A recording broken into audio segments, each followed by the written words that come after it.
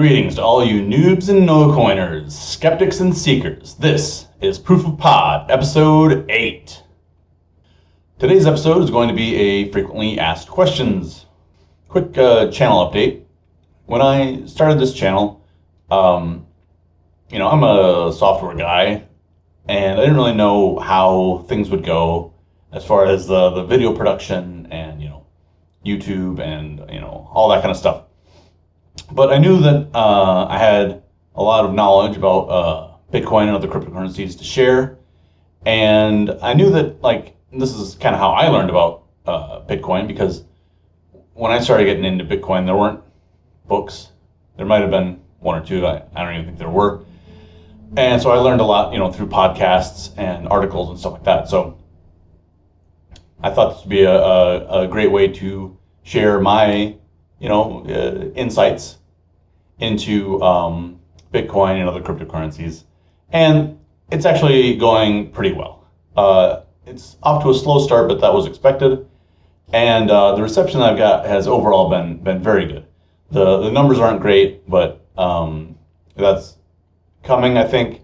But a lot of the feedback that I've had has been really fantastic. So last week, kind of spammed everybody I know. Hey, tune into this episode. It was the episode with Seb Bunny, which I think was our 6th episode in order of filming and 7th episode in order of publishing. And I just got really great response, including one of my aunts called me up and asked me a bunch of questions about Bitcoin. So I thought, well, here's an idea. Let's make a frequently asked questions of things that, people ask me, and, including my aunt this past week. One other note, we are now uploading every Thursday at noon Eastern Time. That's 9 a.m. Pacific Time and 4 or 5 p.m. Greenwich Mean Time. Also, I plan to do this episode as a live, but unbeknownst to me, you have to request access to do lives 24 hours in advance. So this is going to be a little bit of a busted episode, but here we go. What is Bitcoin? Okay, what is Bitcoin?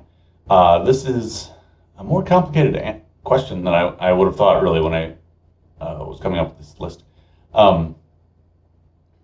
Bitcoin is a decentralized peer-to-peer electronic cash system. It's internet money is one way to look at it. There's kind of like this problem, like if you wanted to send somebody money over the internet, how do you do it? Well, you can do it through your banks or PayPal. There are payment solutions created for these purposes, but they're all centralized. They all rely on an intermediary.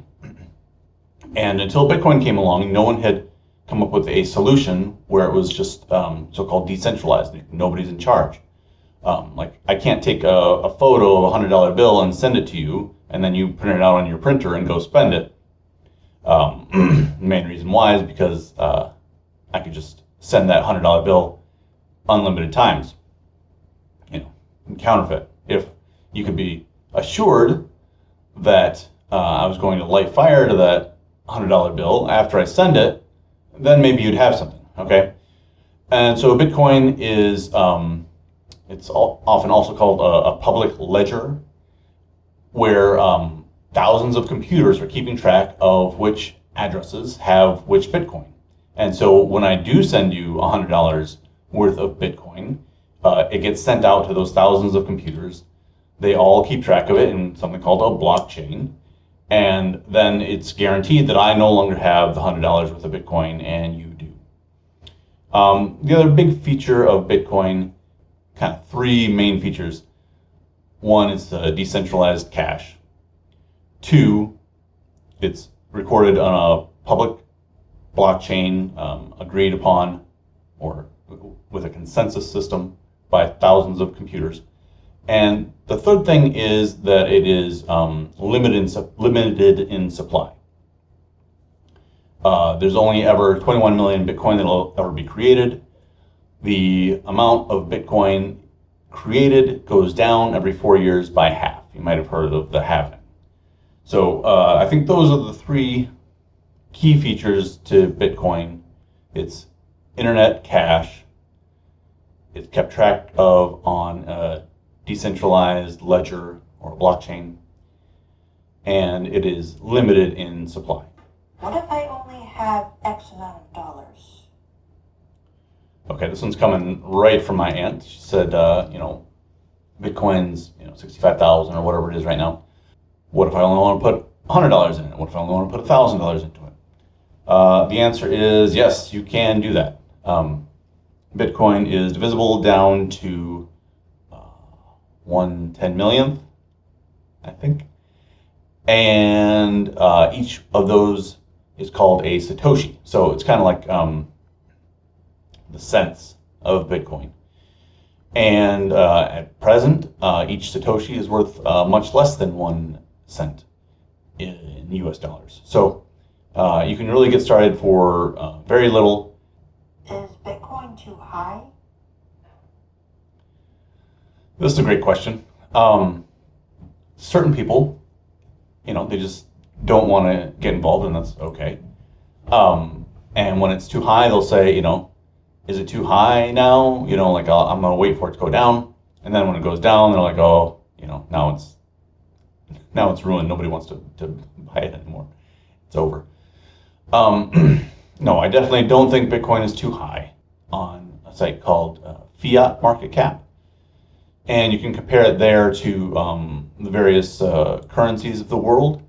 And you can ask yourself, okay, do I think the value of Bitcoin is greater than or equal to all the rubles in the world, or all the dollars in the world, right? And last I checked, it ranked around the 15th maybe biggest or most valuable currencies in the world. And you might say, oh well, I think in the near future it's probably not going to be as important as the Chinese currency or the US dollar. Maybe it'll be third, for example. I'm not saying that that's definitely the answer. And if it might be third, then you might assess its total value, which we often call a market cap, as somewhere between that current second and third tier currency. Another way that I look at the potential price of Bitcoin is to look at the bond market. Okay, the bond market is kind of like the fiat savings instrument. Unfortunately, bonds have sucked since really about the mid '80s, and people say, oh, bonds have been on a bull run for 40 years or whatever. That's because they keep getting worse, right? If you bought a car in 1985 and every car produced after that was worse and worse and worse, sure, the car you bought in 1985 would be worth a lot, but it's still, the car market would still suck and it would still be horrible. And that's what we've mostly seen with bonds. We've gone to this zero interest rate world. Generally speaking, since the mid '80s, the return on bonds have just keep going down and down and down, and they're just not very good for saving and preserving capital anymore. That might change, but right now, Bitcoin I think is probably your best option for something that just sits there and is expected to increase in value. I'm not saying that's better than stocks. Stocks are representative of a company which is doing something, it's producing something. And another thing that kind of sits there and preserves its value would be something like gold or silver. And I think Bitcoin is better than those right now as an investment because it's newer, it has different kinds of utility, and the interest in Bitcoin is going to continue to grow, whereas the interest in gold and silver is more or less plateaued. So no, I definitely don't think Bitcoin is too high. Didn't they arrest that Bitcoin guy? Okay, I literally got this question from several people. around the FTX collapse. There is no one to arrest. There is no Bitcoin guy. One of the amazing inventions of Bitcoin is its decentralization, we call it. There's nobody to arrest. There's nobody to sue. There's nothing to seize. It's virtually unstoppable because it's running on software that is open source and distributed to thousands of computers. A government could punish someone for running one of those computers, called a miner, or they could punish someone for buying or selling Bitcoin. But they can't stop the network entirely. They can't arrest the person in charge because nobody's in charge. I think Sam Bankman-Fried and that crew was they deserve to be arrested, right? They were defrauding people and all that kind of stuff.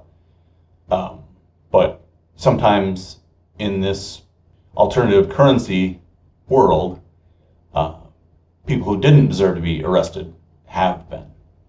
But with Bitcoin, you can't arrest the ringleaders because there are none. I thought Bitcoin crashed/is over.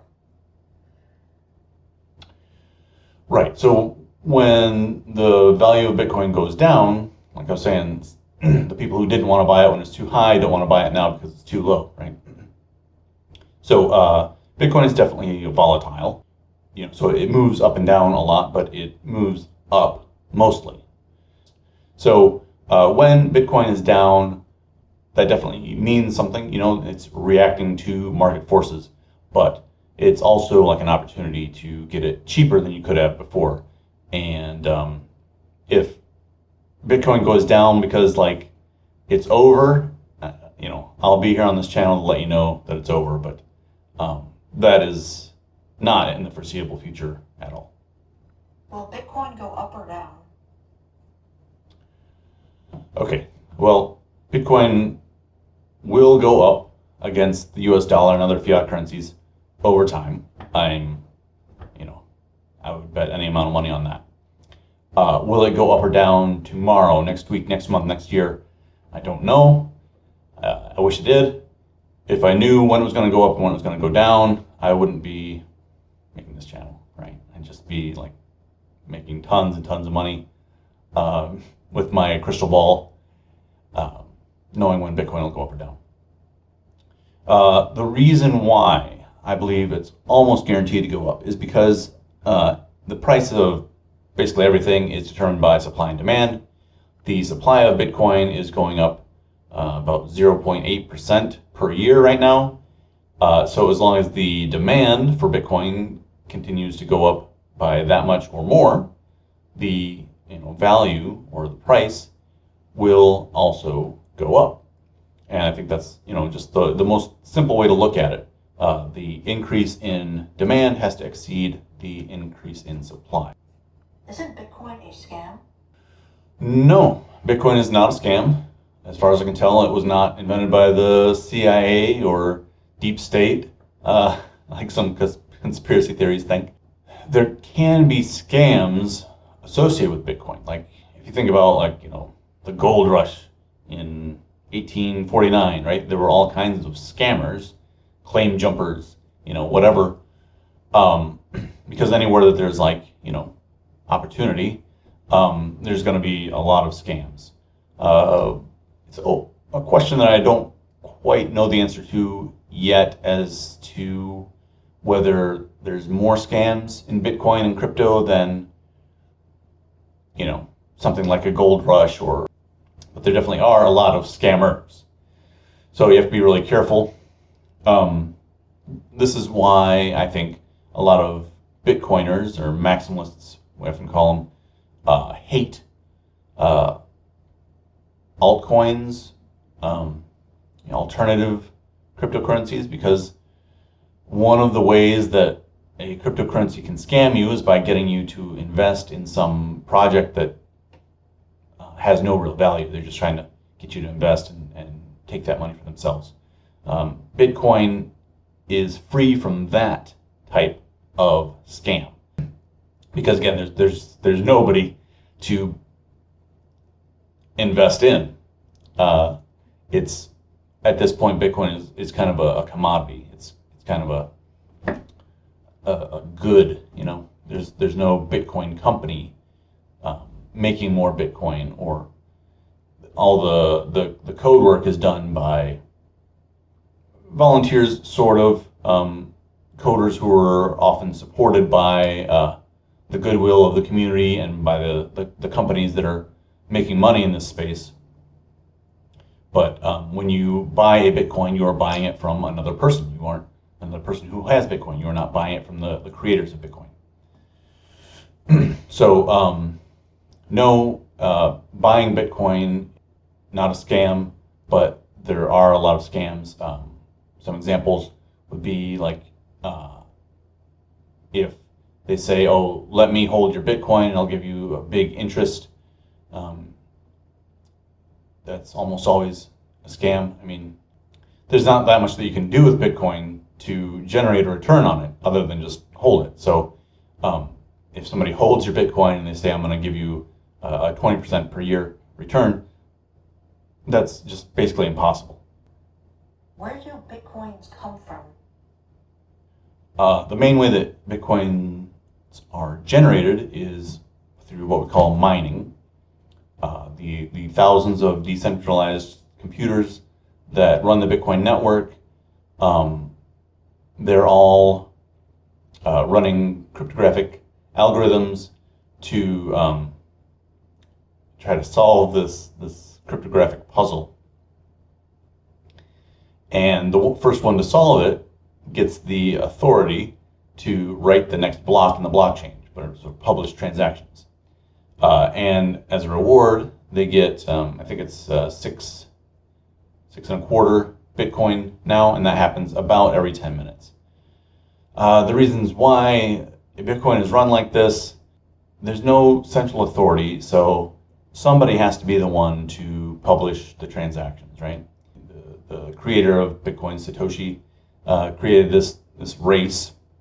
To some extent, I'd say to a large extent, this race and this reward creates security on the Bitcoin blockchain, because you can't just, a malicious person can't just jump in and decide which transactions to publish and which ones to not publish.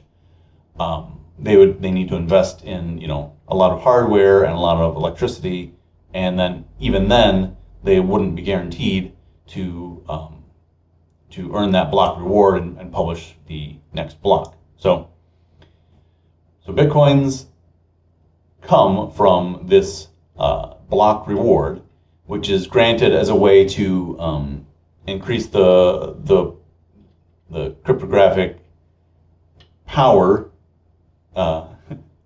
in the blockchain on the Bitcoin network. Should I try to mine Bitcoin? This is a question I actually get a lot. My short answer would be no. Okay.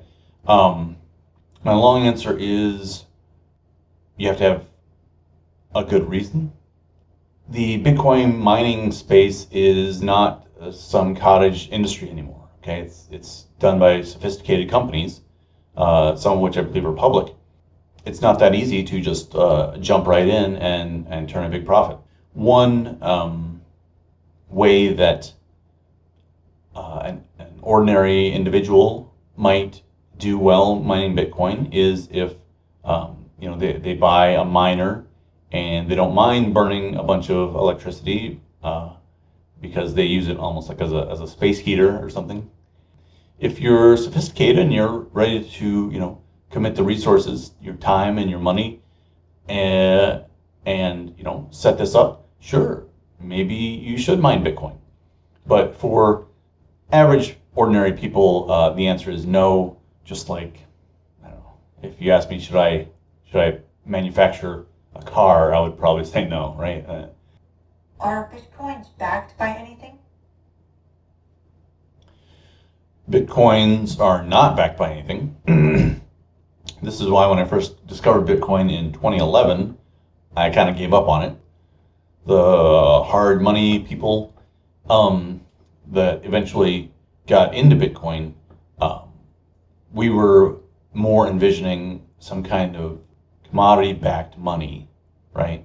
Like gold and silver coins are specie, called specie, and the value of them is backed up by the fact that if you want, you could melt down those coins and get the silver or gold out of them. U.S. coins used to be made of precious metals, and so they were specie as well, but now they're not.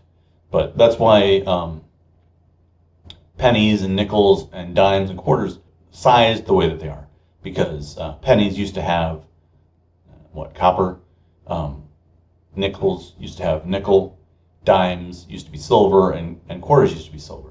So the reason why the dime is smaller than the penny is because it was made out of more valuable stuff than the penny was. Since abandoned that, we make the coins out of as crappy, cheap materials as possible. So U.S. coins are no longer backed by anything. Way back when, you could take $20 and get an ounce of gold. Then in 1934, it was switched to, it took $35 to get an ounce of gold. And in 1971, that also was removed. The US dollar has slowly reduced in its backing, slowly meaning over a couple centuries. People will often say, oh, the United States dollar is backed by the full faith and credit of the United States government. I don't know what that means because, as we've seen, the full faith and credit of the U.S. government still means that your dollar could be worth, half as much as it was a few years previously. So fiat currencies are not backed by anything, pretty much by definition. And Bitcoin is also not backed by anything. So the advantage that Bitcoin has, though, is it's kind of backed by the full faith and credit of the limited supply. So whereas if you look at any charts, look for M1, M2, US dollar, these are measurements of how many dollars are out there. It just has this exponential growth curve, and they just keep making more and more dollars. Whereas Bitcoin has a tapered growth curve where it's heading towards 21 million, and it'll never be more than that. So is Bitcoin backed by anything? No. Is the US dollar and other fiat currencies backed by anything? No. The US dollar is backed by the full faith and credit of the United States government, which I don't think means much. And Bitcoin is backed by the full faith and credit of the 21 million maximum supply, which I put a lot more faith in.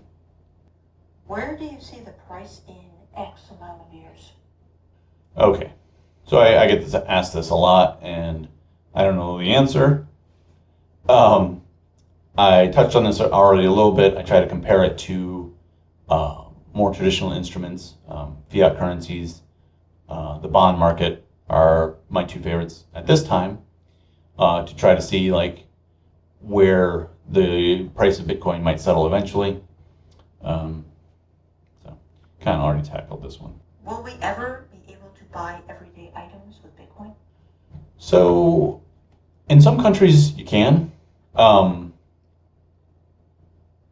There is an advancement of the Bitcoin network called Lightning, which is intended for fast, low-cost transactions.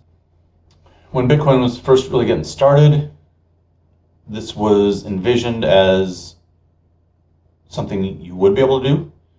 Famously, the first Bitcoin transaction ever was 10,000 Bitcoin for a slice of pizza. No, I'm sorry, 2 pizzas, not a slice. That was cool. This guy got those 10,000 Bitcoin for nothing.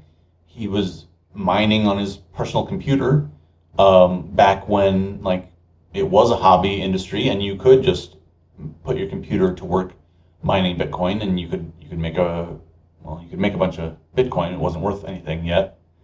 It was worth 10,000 for 1 or 2 pizzas.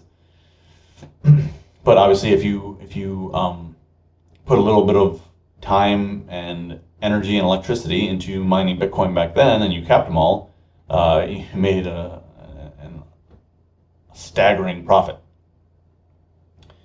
But back then, like, we thought, oh yeah, like, one day you'll buy coffee with Bitcoin and it'll be great. I've been trying to tell Bitcoin people for a while that, like, that's not going to happen. Now, with the Lightning Network, it could happen again. So the answer is almost certainly no, as far as like on-chain, buying stuff with Bitcoin. You're not going to make everyday purchases that way. The answer is possibly yes, and it's already happening in some countries. El Salvador probably first among them right now. And that's because of something called Lightning Network. Lightning Network, in short, conceptually, transfer Bitcoin from Bitcoin to Lightning. It's not exactly what's happening, but conceptually, you put your Bitcoin in the Lightning Network, then you can spend that freely for low transaction fees and quickly. And then when you're ready, you or anybody else who has Bitcoin on Lightning can transfer it back to the main Bitcoin blockchain. That's not how things happen technically, but that's really an easy way to conceptualize it. That's very accurate. In my opinion, the main reason we don't use Lightning here is because we have great alternatives here. We have, credit cards and debit cards and cash, and they all work well enough. They work better than trying to make a on-chain Bitcoin transaction. Okay, those were all my pre-recorded questions. I have a couple more that I came up with since we recorded that. Do you trade? Do you trade crypto? I do not. Another question, how are your trades going? I don't trade crypto. One of my pet peeves is that, like, tons of people think that cryptocurrency is for trading. It's not. I think that there are a lot of better things to trade out there. S&P futures is a classic one. And I did actually spend a couple of years working for a company where we were trading mostly S&P futures.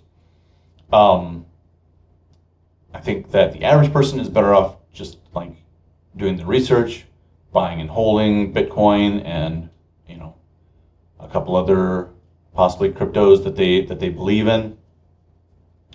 And trading is a negative sum game, right? Without having some kind of edge, you are going to lose money overall in trading crypto. So there are tons and tons of people out there trading crypto who think that they have an edge and they don't, and that's not good.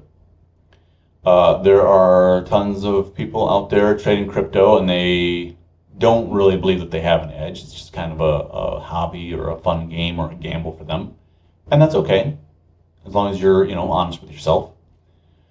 And there are a few people out there trading crypto who do have an edge, and great. Like if you're that person, I wish you well, and good luck, and you're helping with the price discovery.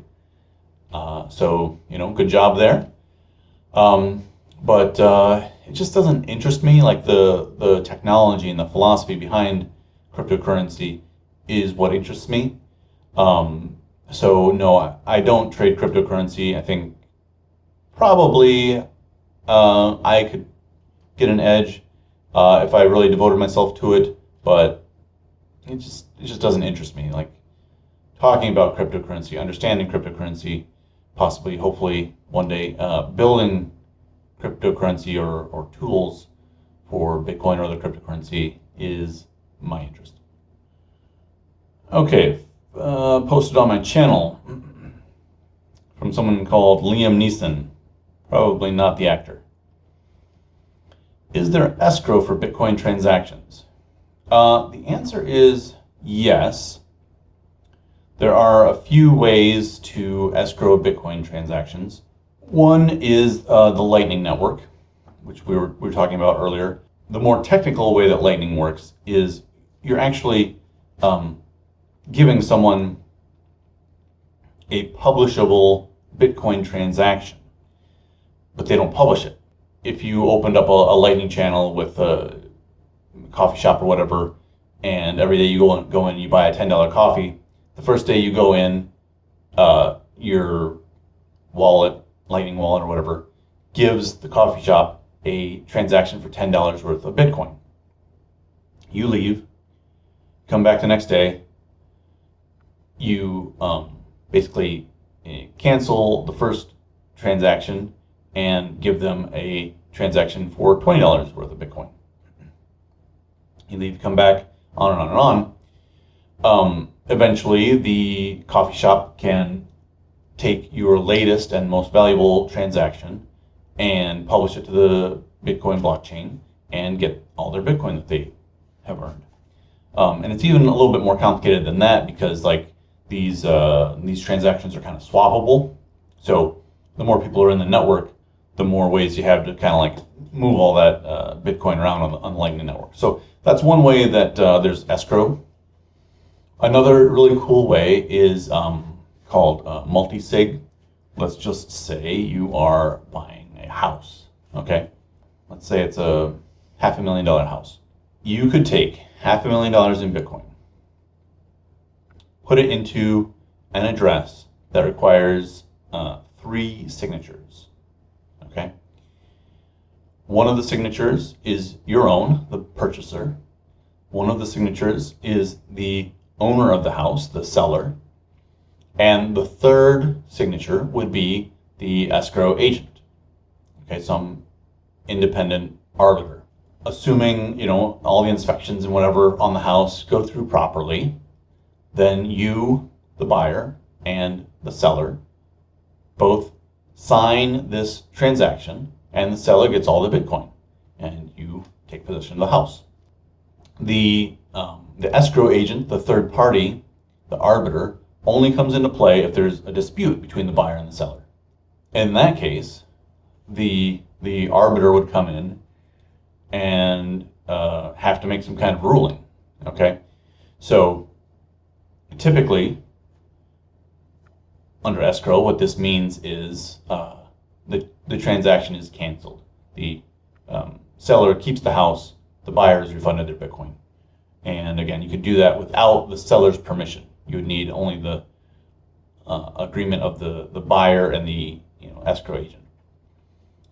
Possibly the other option is that the sale does go through, in which case the seller and the escrow agent can collaborate, both sign a transaction for the seller to get all the Bitcoin. And then the buyer ends up with the house. So those are 2 ways to escrow Bitcoin transactions, and there's actually a lot more, but this is already getting a little more into the weeds than I wanted to with this FAQ. So. Okay, that is FAQ number 1. Thank you for tuning in to Proof of Pod. We will see you again next week. Please like, subscribe, share, do all those things. We're publishing weekly, Thursdays, noon Eastern Time, 9 a.m. Pacific Time, 4 p.m. or 5 p.m. GMT time, depending on the daylight savings time here in the United States. Thanks again for the response. Thanks again for all your support. And until next time, I am David Medley for Proof of Pod.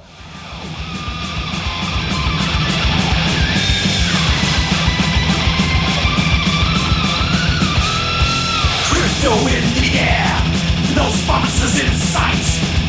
The proof is all you need.